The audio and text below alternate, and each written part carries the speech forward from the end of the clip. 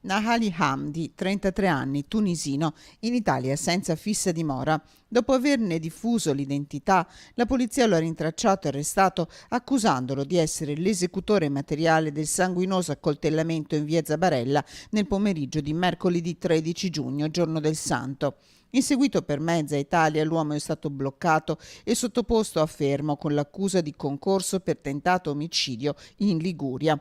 Un'indagine condotta dalla squadra mobile della Questura di Padova attraverso una serie di analisi tecniche che hanno permesso di elaborare l'identikit di entrambi gli aggressori, responsabili di un fatto di sangue accaduto nei pressi di un locale pubblico e in pieno centro sotto gli occhi scioccati di molti padovani.